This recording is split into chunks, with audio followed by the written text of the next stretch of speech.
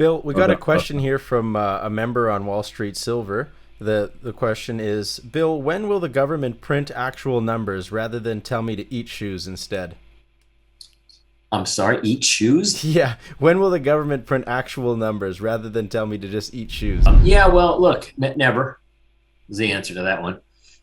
They have constructed the CPI index as they have for the reasons that they when they reconstructed the CPI and via the Boston Commission in '96, they set out to do it with the idea that inflation had been overstated and they were gonna fix that, and they did. Until enough people start to not trust the data, it doesn't matter that the data is no good. When people start to mistrust it and that starts to become a trend, then you have a real problem. Then the Fed has a problem. And in that moment in time, I think these metals and mining stocks and those types of ideas will really romp.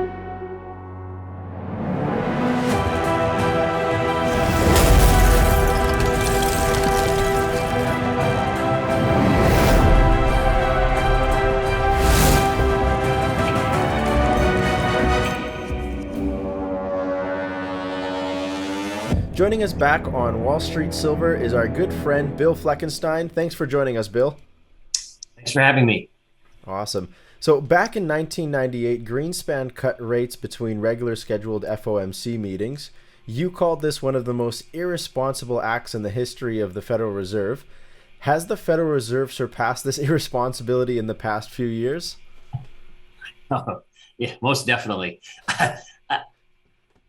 If I was to rewrite the book, I would say up to that point, it was the most irresponsible thing. What I used to get so incensed about that Greenspan did is like laughably kid stuff relative to what has gone on since. Of course, it was the bubble that he created and its collapse that led to the next set of bad policies, which led to the real estate bubble and its collapse, which led to the QE and the inability to taper, and then COVID came along. So I mean, he's the one that took us down this path to begin with, but it's far more out of control than ever before. But of course, then you have to add in the factor of the passive investment bid, or the size of the passive investment bid and the market share that they have, and combine that with the huge amount of structured products that have been created because of low interest rates around the world. And the combination of those three things is what's given you the tape that we see. And of course, it's attracted lots and lots of speculators. So you've got the action in the meme stocks and things like that, where, just about any crazy idea could work. Doesn't mean just because you have a crazy idea it will work. But, when you see some of these anyway, well, given what we've all seen, it's pretty impressive, the level of absolute nuttiness, but knowing that does not do you any good. Speaking of the nuttiness, it just seems, at least for the past several months, the market has taken just like little hits, but have come right back. We saw that today. We also had earlier in the year with GameStop, the short squeezes. I would imagine anyone who makes their living short selling has to be just so gun shy right now that they're not throwing shorts on the market. I can't imagine that. I mean, I can't imagine there's much of a short community left. I mean, I walked away in early '09 because of QE. And as I always say, I never expected to get to this level of insanity. But when I look at how things are behaving and how they're set up, I mean, there's nothing that I would have on my checklist that would allow me to be short more than a token amount for a token period of time. And it's not possible to get it to work right now. I mean, that's not to say that everything always goes up, because we know that's not the case. But to try to figure out how you're going to make money on the short side, I think is extraordinarily difficult. Now, doesn't that lead to systemic risk?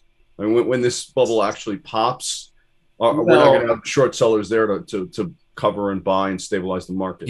But if there were any short sellers, the size of the current systemic risk or the amount of misallocated capital, there aren't enough short sellers out there to cushion that unwind.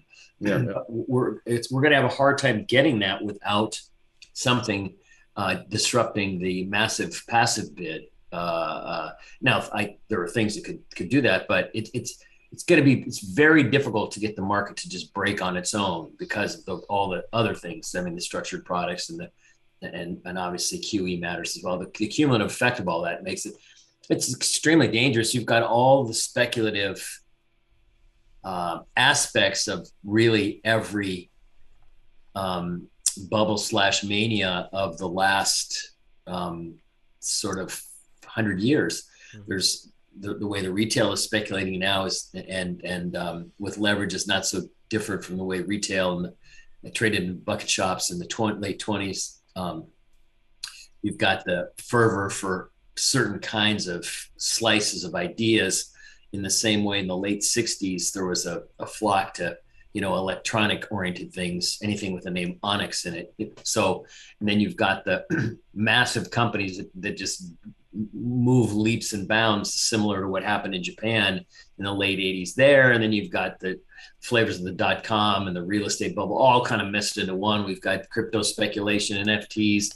So the level of speculation is extraordinary, and I don't think there's ever probably been a period that has where we've seen this amount of speculation across so many different fronts, and it's such a monumental level of capital, I would say. But again, knowing that only lets you know that it's potentially dangerous one day. It doesn't give you much help on the timing of when that may be.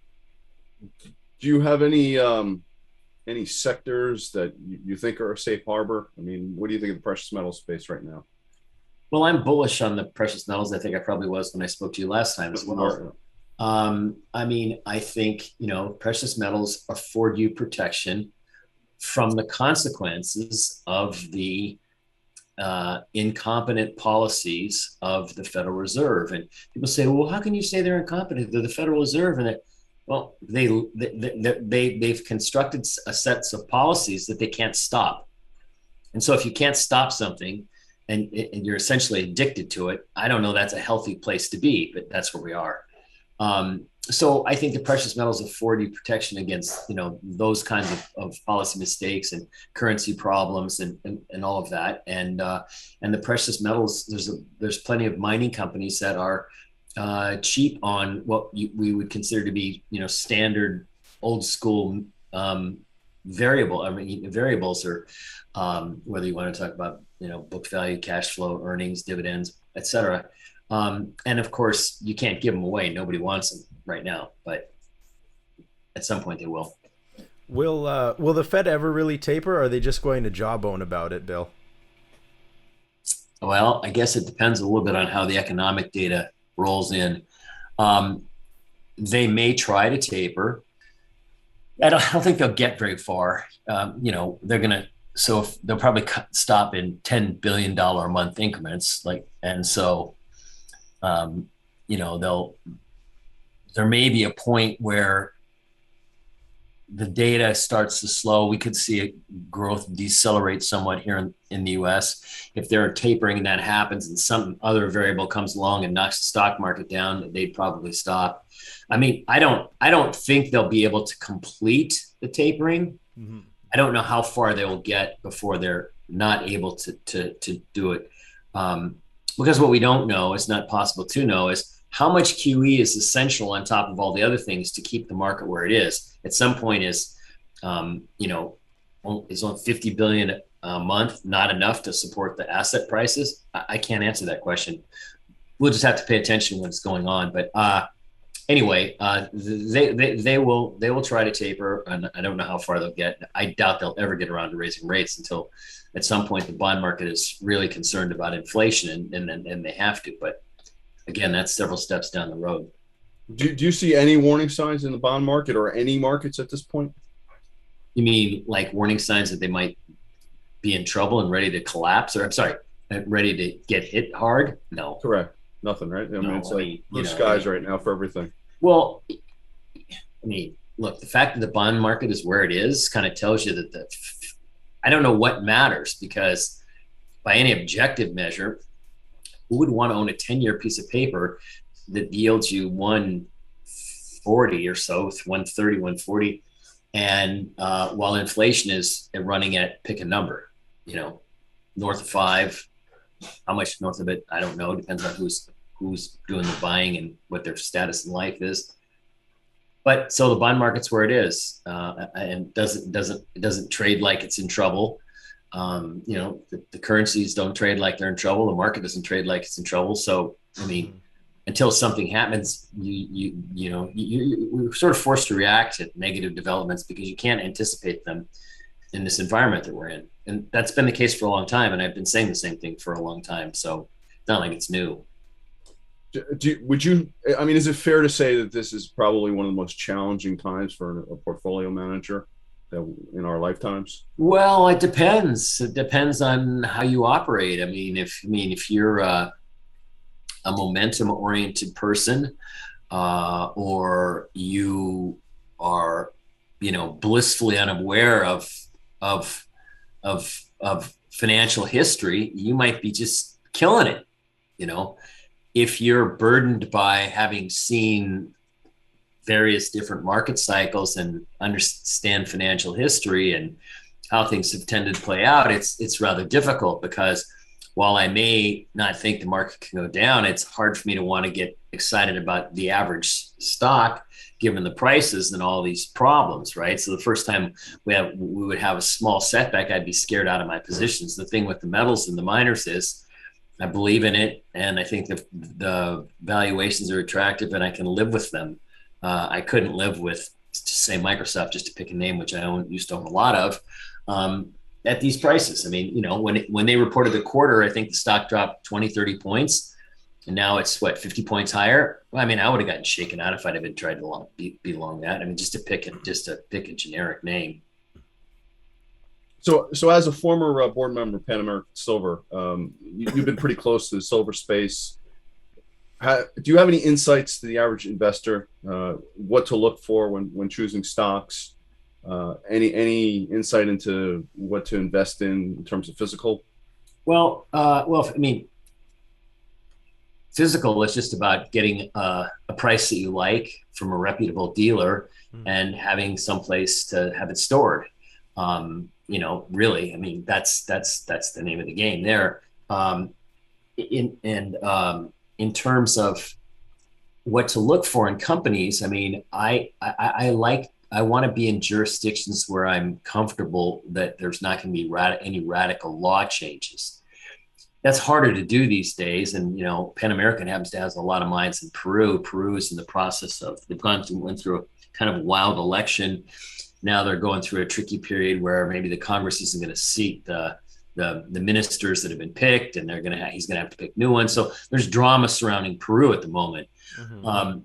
But for the most part, I like to be in safe places like Canada, for instance, United States, and Australia. But even within those jurisdictions, there's places where they aren't as friendly as they might be. Like particularly in Nevada, where they raised taxes on mining.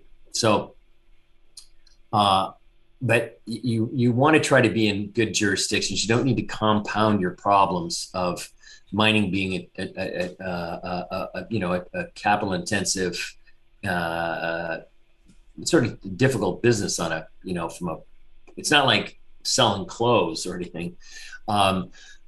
So you really want to try to find managements that you can really trust, and it's hard to figure out which ones you can trust until you've watched them for a while, but over time you start to learn.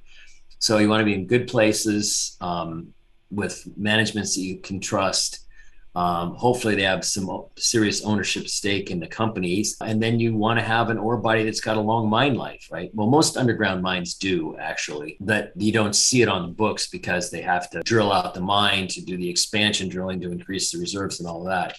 So those are kind of the things that and you really want a nice, sound, solid balance sheet. Of course, most of them these days have that. So the mining sector, in terms of sort of the bigger companies, medium to bigger companies, are all in really solid financial shape now. So it's more the exception than the rule now of if something's not set up quite right from a financial statement perspective. So you think it's a pretty good time to buy a miner? They're all pretty stable. I mean, not all. I mean, the list that I like, I like them all, but that doesn't mean that I like every miner that's out there. There's a lot of them, you know. But I imagine the industry is fraught with danger. There's some questionable companies out there, right? Yeah, but I mean, it's no more. I mean, mining gets a bad rap, but I mean, I've seen plenty of lying and finagling in financial companies. Think back to the '08 financial crisis. I've seen it in tech companies. So sleazy managements, you know, they're in lots of different places. It's not unique to the mining industry. Bill, we got a question here from a member on Wall Street Silver. The question is, Bill, when will the government print actual numbers rather than tell me to eat shoes instead? I'm sorry, eat shoes? Yeah, when will the government print actual numbers rather than tell me to just eat shoes? I'm not quite sure I understand the question.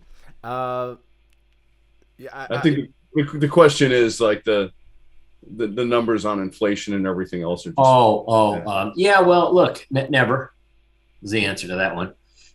They have constructed the CPI index as they have for the reasons that they when they reconstructed the CPI via the Boston Commission in '96, they set out to do it with the idea that inflation had been overstated, and they were gonna fix that, and they did.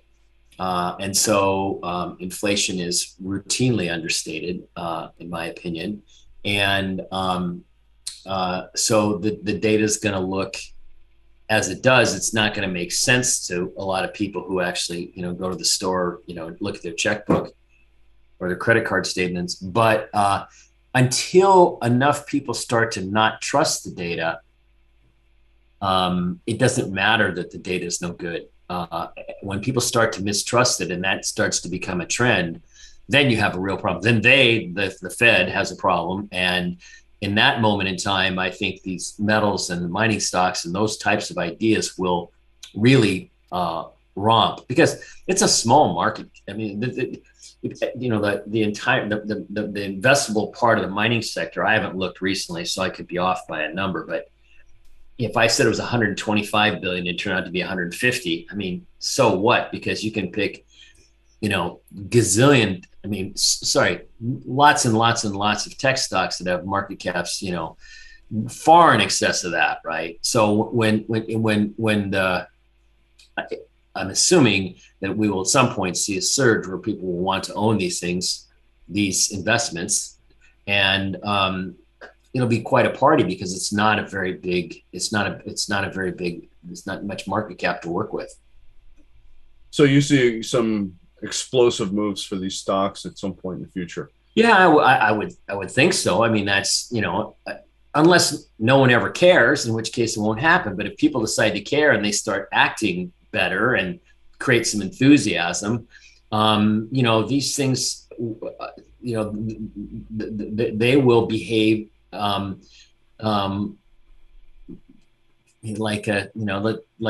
like they got rocket fuel in them. I mean, because again, it's a small sector, and when they're going up, people will come up with all kinds of reasons for them to be going up.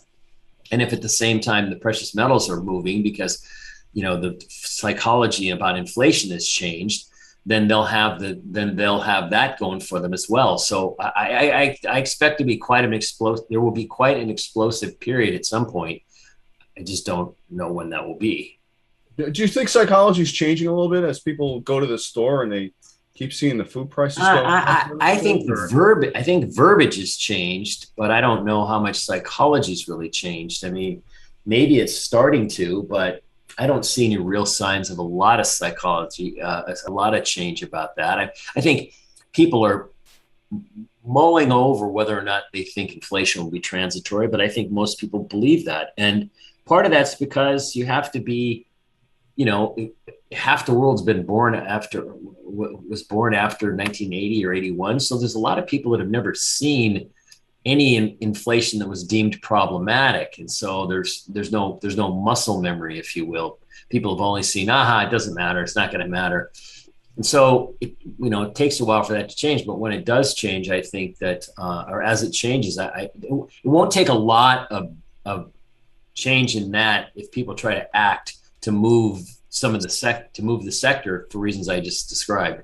Regarding the manipulation on CPI index number, if an accurate CPI number was reported to the American public, in your opinion, what effect would it have on the retail market or the retail silver market?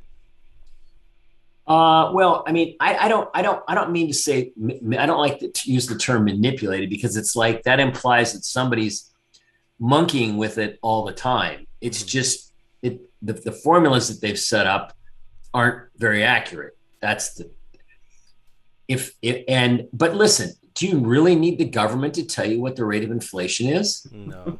We all have eyes. You have to buy stuff. Everybody knows. Yeah. So, I mean, I don't know why the official data matters at all.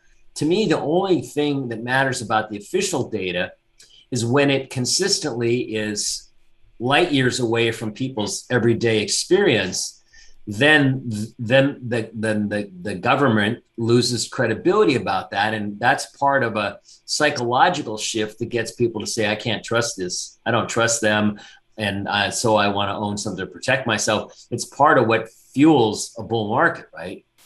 And so I suspect that as the public or retail, however you want to say it, gets more involved, they're more likely to want to be involved in silver than gold, because people like the idea of buying, 1 ounce, 10 ounce, 100 ounces. And it's obviously a lot more expensive to do that with gold than with silver. So silver's personality is that when these things go and there's a demand for it, it really goes, right? It's just the nature of the beast. It's a small market. Do you think there'll be silver around when this happes, or do you think Sure. it's really a challenge to get to buy? No, I mean, there'll be silver around. Just the prices would be more, right? I mean, just there'll always be silver around. Just the question, what do you need to pay for it? Now, I don't mean to say that it's easy to bring on new supply.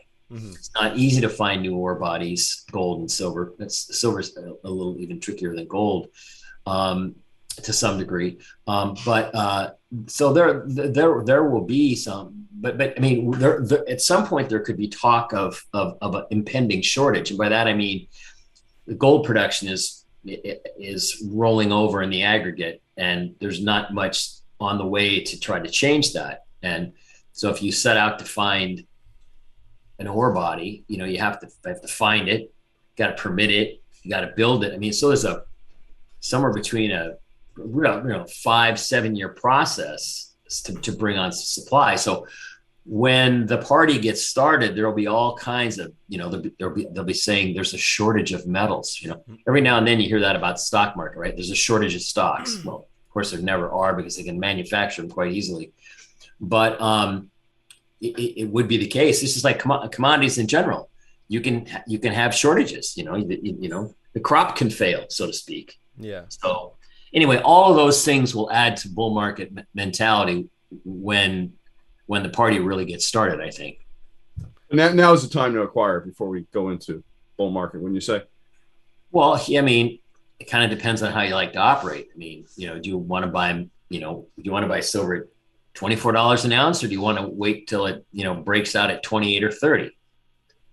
It depends on how you how you approach it. Some people go one way and some people go the other way. If you're buying for physical, you'd think you'd want to buy it at a lower price rather than at a higher price. If you're trading or pressing a bet, sometimes you like to add exposures. It starts to go your way, averaging up as opposed to averaging down. But all things being equal, lower prices are more attractive than higher prices.